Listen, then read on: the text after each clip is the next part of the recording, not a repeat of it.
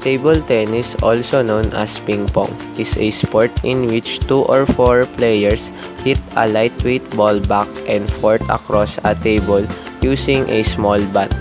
The game takes place on a hard table divided by a net.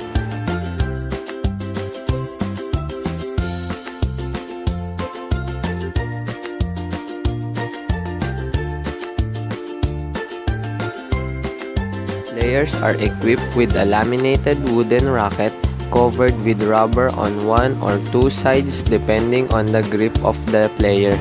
The wooden portion of the racket, often referred to as the blade. The average size of the blade is about 17 centimeters long and 15 centimeters wide.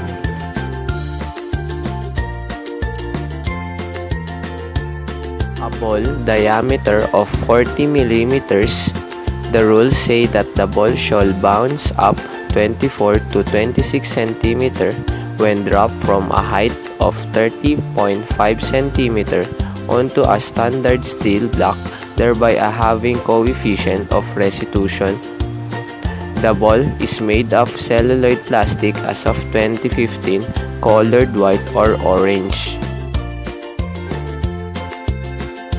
The table is 2.74 meter long, 1.52 meter wide, and 76 centimeter high with any continuous material so long as the table yields a uniform bounce of about 23 centimeter. When a standard ball is dropped a height of 30 centimeter or about 77%.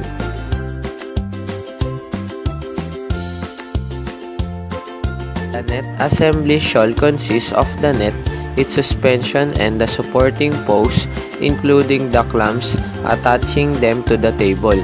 The net shall be suspended by a cord attached at each end to an upright post 15.25 cm high, the outside limit of the post being 15.25 cm outside the sideline.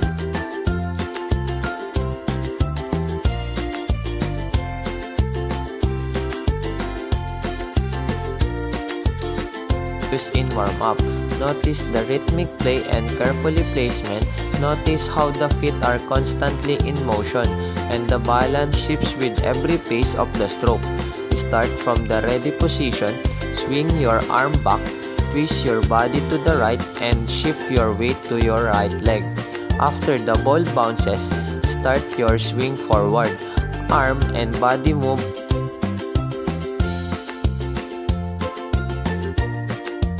Backhand counter hit is occasionally used in competition. Generally, a countering rally is ended by a punch to the different direction or a powerful loop, which changes the pace and might force a high return.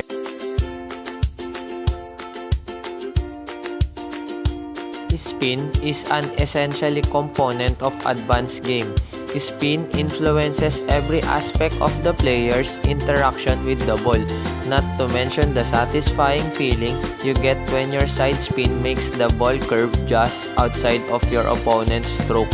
Chop is the defensive backspin counterpart to the offensive loop drive. A chop is essentially a bigger, heavier push taken well back from the table. The racket face points primarily horizontally, perhaps a little bit upward. A good chop will float nearly horizontally back to the table, in some cases having so much backspin that the ball actually rises. Such a chop can be extremely difficult to return.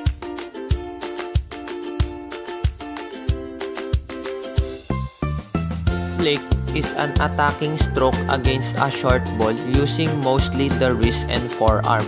The starting position is the same as the short push so that the player can alter the direction. The loop is essentially the reverse of the speed drive. The racket is much more parallel to the direction of the stroke, and the racket grazes the ball, resulting in a large amount of topspin. A good loop drive will